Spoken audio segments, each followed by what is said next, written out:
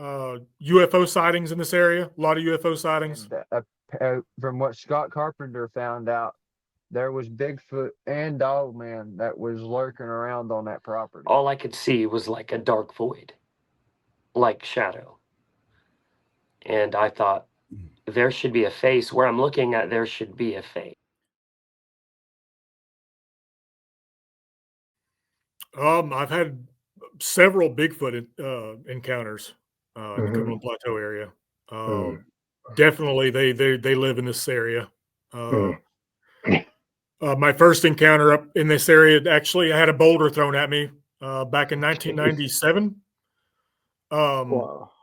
We were, my cousin and I had trekked up to an old abandoned quarry just outside of McMinnville called the Stone Man Rock Quarry.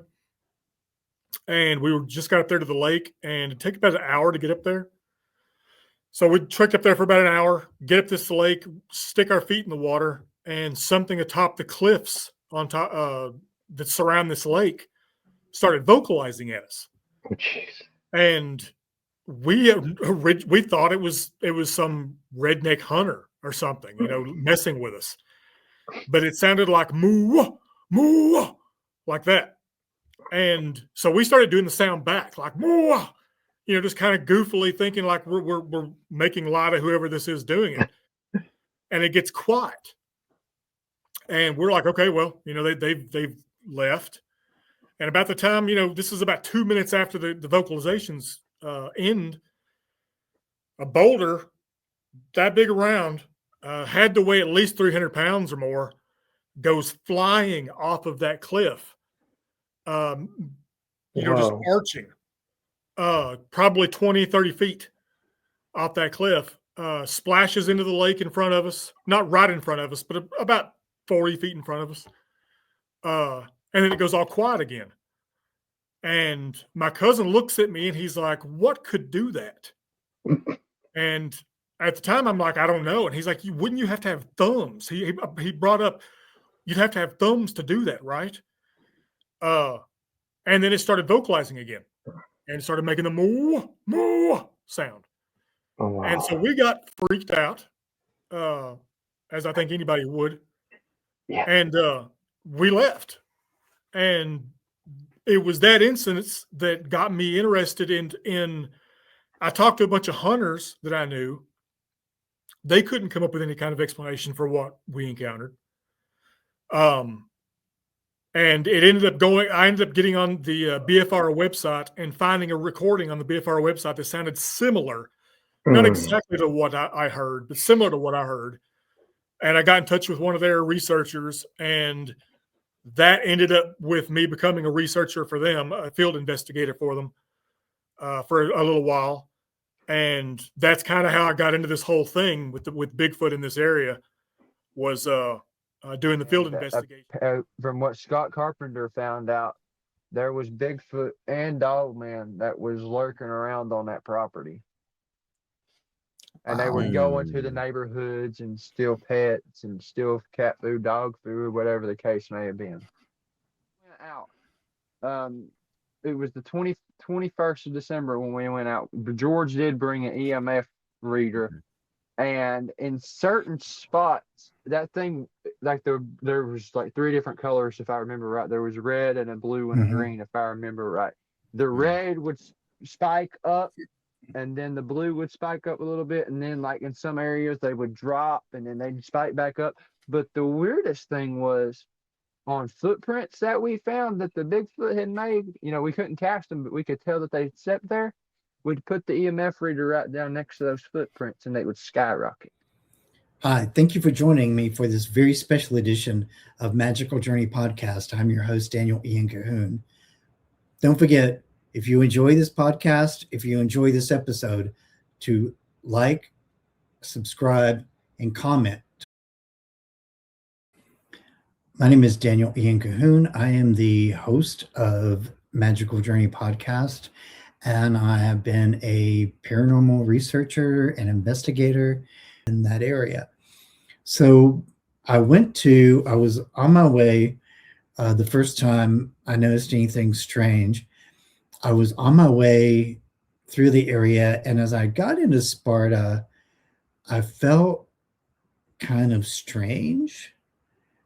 Like it felt to me like it was just a place that was, it was, what's the words I really want? It was a place that was there, but somehow there was something very strangely disconnected about it compared to the rest of the areas I had driven through. And it felt to me like it was a place that something was just weird. There was a weird vibe about it. And I remember when I was driving, once you get out of the downtown area proper, you start up this area, and over by there's a place you can drive off that's an overlook. And I noticed that several times because I was like, okay, at some point, whenever I'm driving there or driving home at the end of the week, I want to stop at the overlook and check it out because it looked like it would be really pretty. So I was driving past there, and the first time I ever noticed anything strange about it, I got just past that area, and I just had this weird feeling come over me all of a sudden. That part of the drive, though, where things started feeling weird and I felt watched, and I was just like, this is not normal. It's not typical. But I just kind of blew it off and, and went on my way. So the following week after that, I took the same route. I was a little apprehensive because it was a different time of day, and I knew that it was going to start getting dark by the time I got to Knoxville. And I really don't like driving on 40 when it gets dark. I don't know why. Probably because of all the bright headlights. They can be kind of distracting. But I was on my way there. Again, I got to Sparta, the Sparta city limits, and I just felt so strange. And this is the first time I've ever really gone into the details of this whole experience. Like I've mentioned part of it before. I've mentioned the big part before, but I have not mentioned the things that happened before that moment. I got back over to where the overlook is, and right about just before the overlook, actually, I started feeling just an immense amount of pressure in my head. Like, oh my God, this is a lot. This is a lot going on here. Whatever this is, there's something going on here. And again, I kind of felt like I was being watched, but it was more focused on the pressure in my head. And I was just like, I know it's a higher elevation. I know this time of year I can, because of head congestion and so forth, sometimes it can get uncomfortable, but that is none of this. I got down a little ways. Everything kind of went back to normal. Again, I drove there, did my work week. Driving back this time around, because when I drove back the first time, when I was driving back home, I really didn't notice anything. Didn't notice anything at all driving back home. This time, driving back home, I got closer into that area, and I was debating on whether I wanted to stop there or not. I just kept getting a very uneasy feeling. Don't stop there. Do not stop at the overlook. Just go home. It's been a long week. You want rest. You just go home. So I convinced myself not to stop there. And honestly, I was feeling really uneasy the whole time I was driving from just before the overlook until I got past Sparta again. Again, every time I would get away from the city limits and get away from that area, everything went back to normal. I felt calm. I felt relaxed. I didn't even think about it anymore. Well, this kept going on for because I was scheduled back in that area for like a period of several weeks. So I was driving back and forth.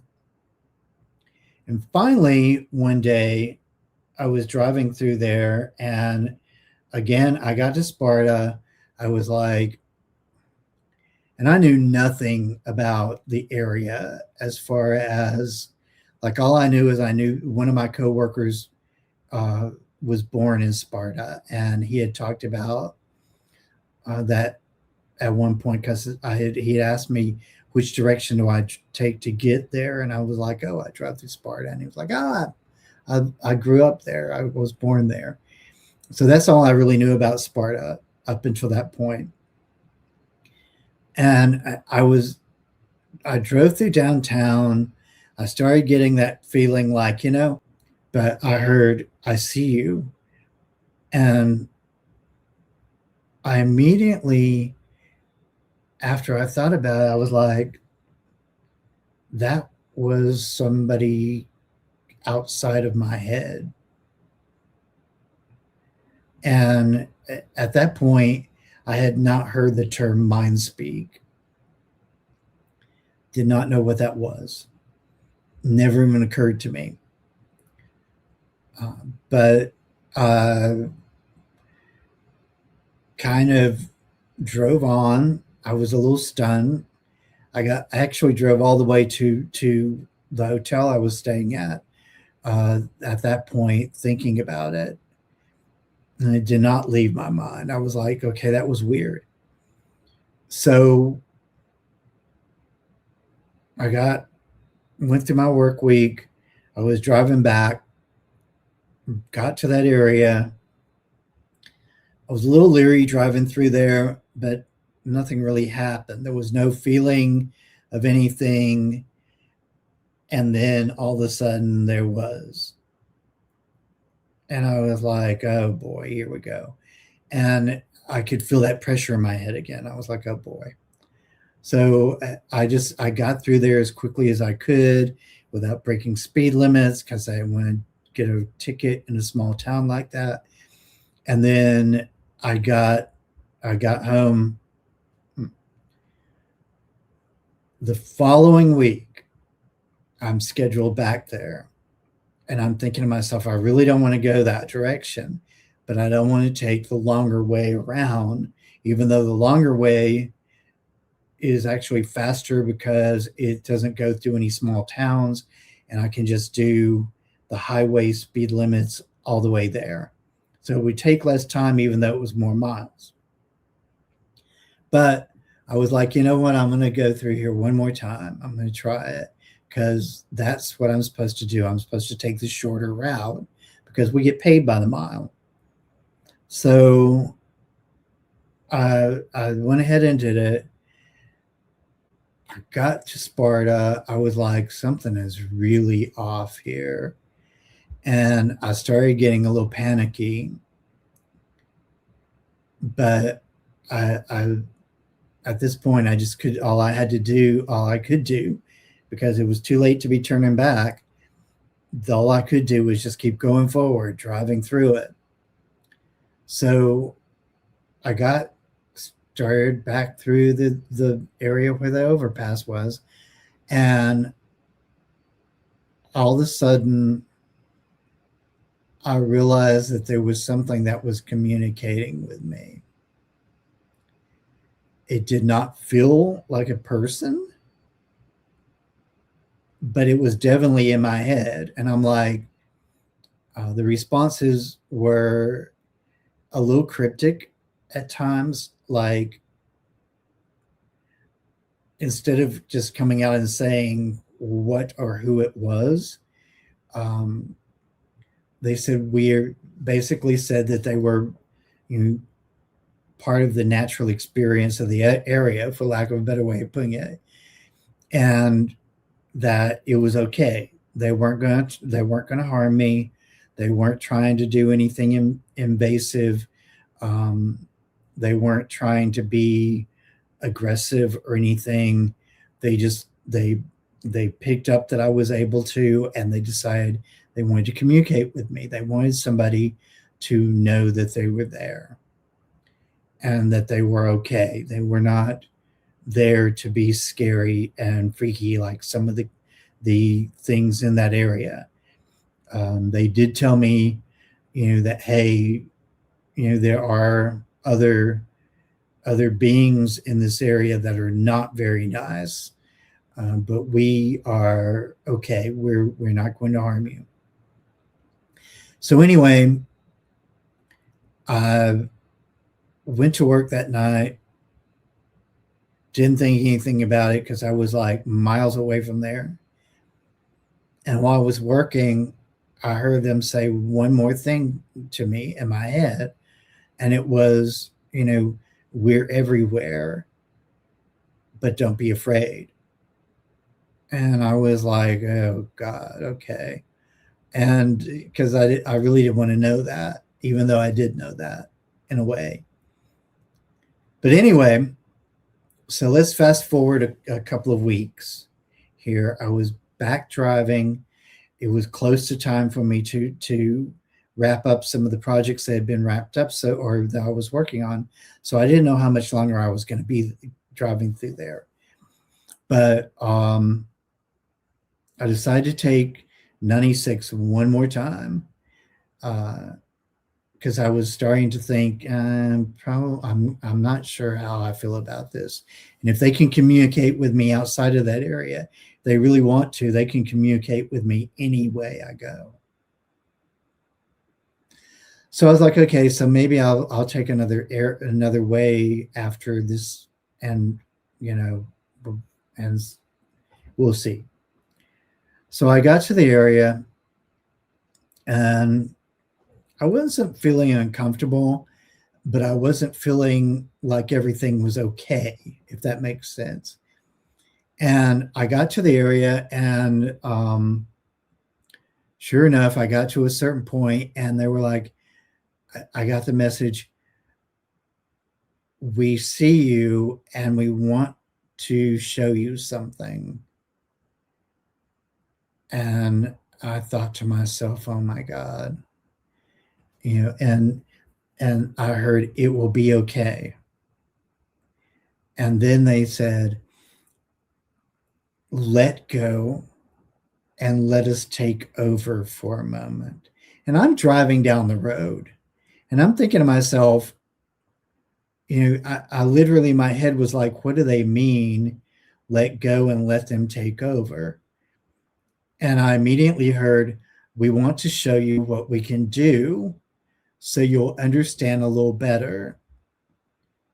And I was like, okay. So I kind of just started relaxing, and I felt like I was actually kind of moving out of my body in a sense, and which was a little nerve-wracking because I was driving.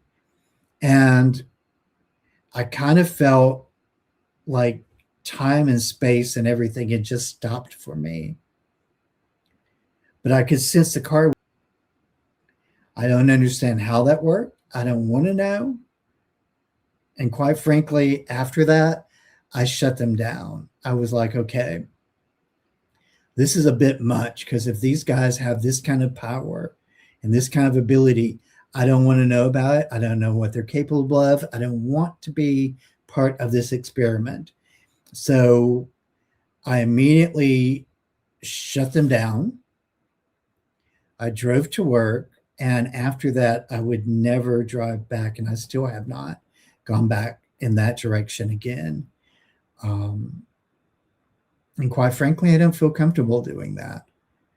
It's only about an hour away from where I live, but I really don't feel like doing that. I don't feel like I'm comfortable with them having that kind of ability to take that much control. And every time I talk about this, to be honest with you, I feel a little crazy. I really do. I'm like, nobody's going to believe this. I don't know if anybody else has had an experience like this, but yeah, that is my experience with what I believe were cryptids in the Sparta area. just outside of the Sparta city limits. They're at the, if you're familiar with the area, they're in the area where the overpass or the overlook is. And asking several people who are familiar with that area and familiar with the Cumberland area, they've all said that it is a very active area for cryptids and for Sasquatch. So I have to believe that somewhere along the line, that was what was communicating with me. And I have to believe that if what happened, if it truly did happen, it wasn't just some crazy imagination thing, then my experience was very possibly with Sasquatch. And yeah.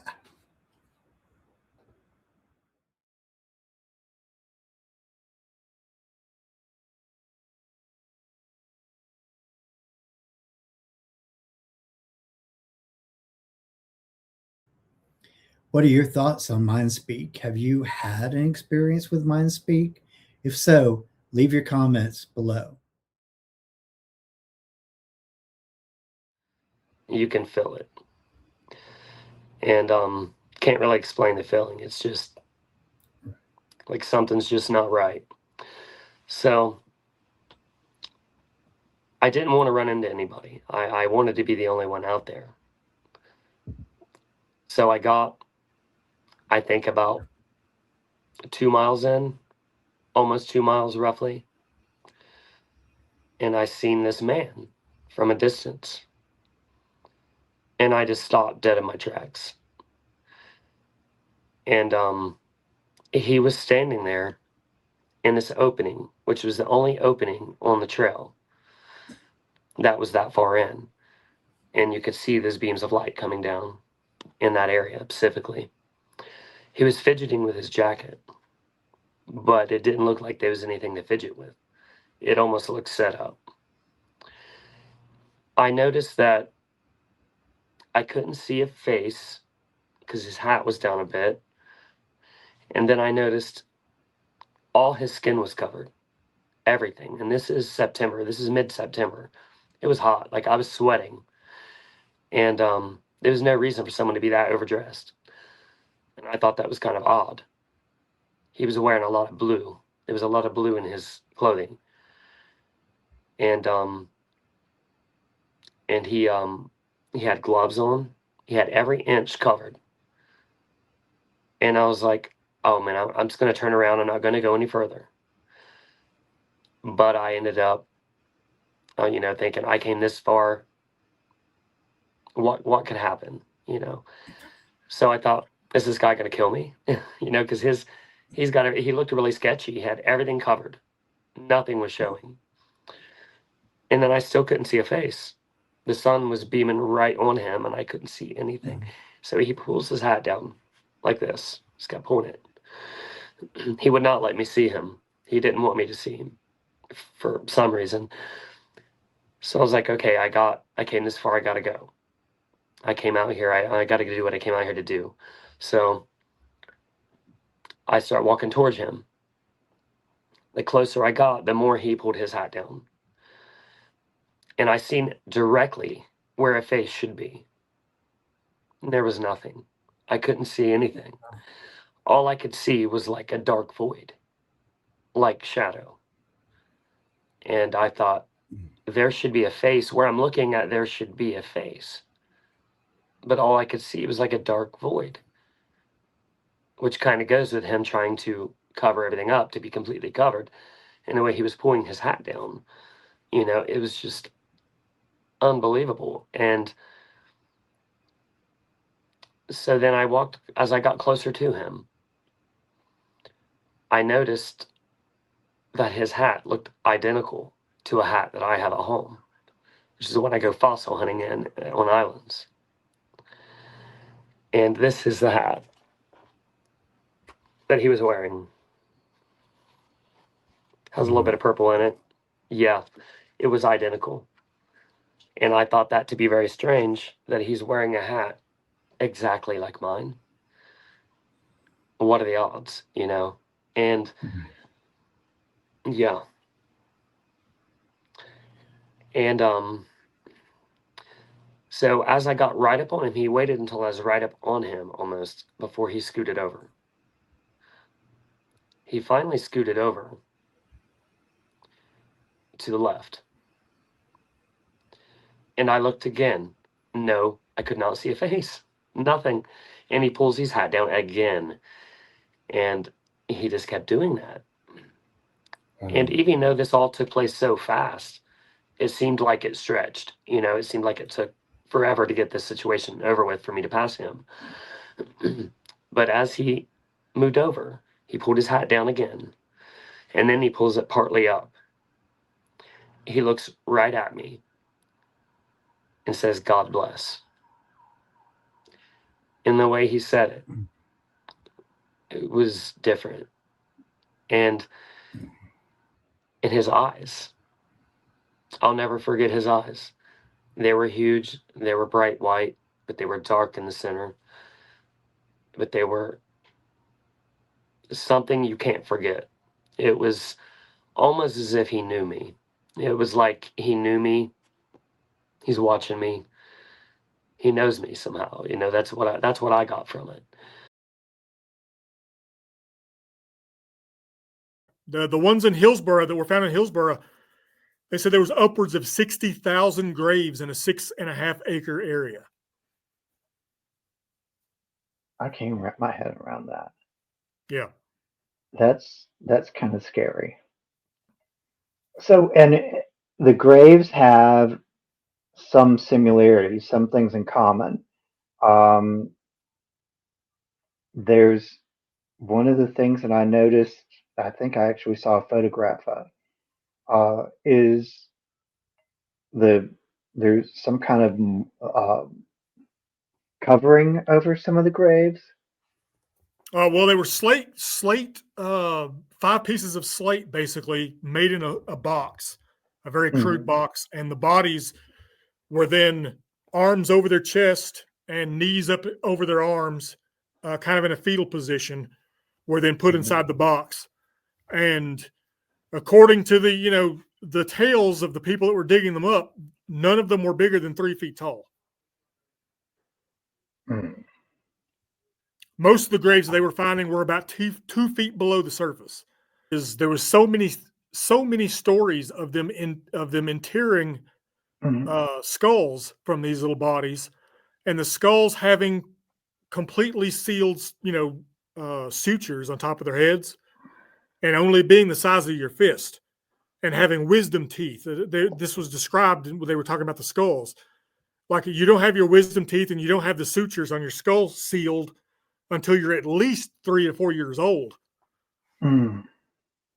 So, why were some of these skulls that were the size of babies, basically, why were they showing wisdom teeth and adult structures? But I've also taken UFO sightings in this area, a lot of UFO sightings, especially black triangles in this region. Not sure why. I saw a black triangle back in 2011 myself.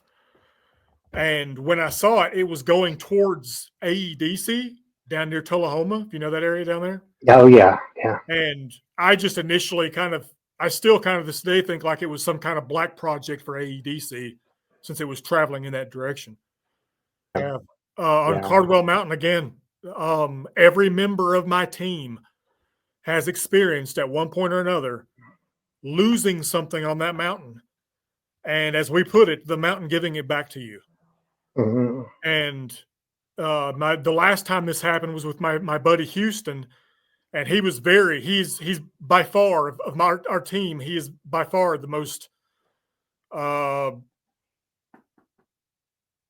don't want to say level-headed, but very much grounded in the the real world, per se. Very much critical of jumping to conclusions.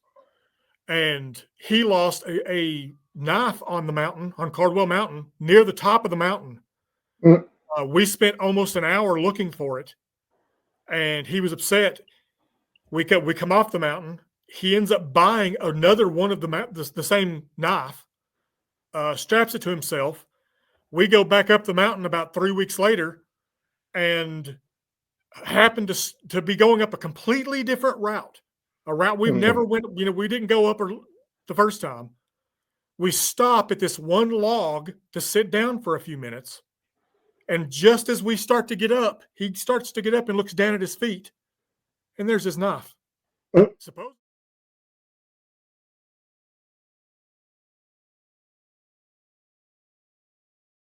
Sometimes.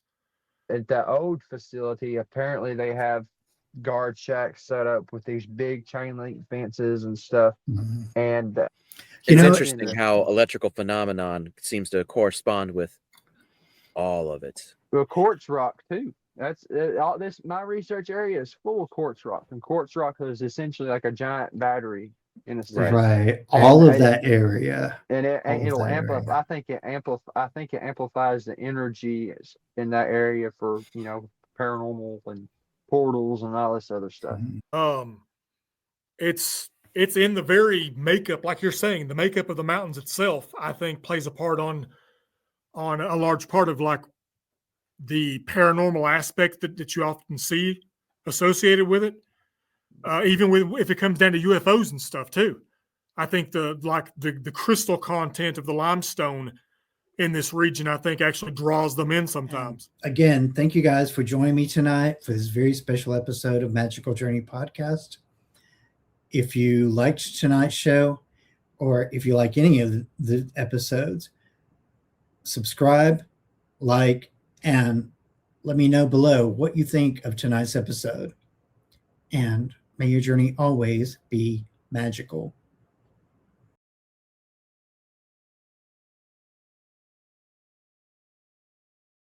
I've waited for so long to see when you come back to me. Through the wars and battles that were lost, we're born again, it's you and me. The rest is history. Past lives.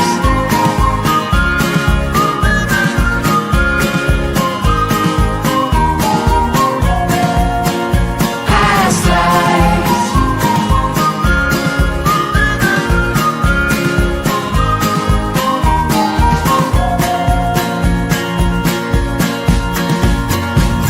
Did we dance together on different floors in 1500 or 1504? We must have been lovers, we must have been something in our past lives.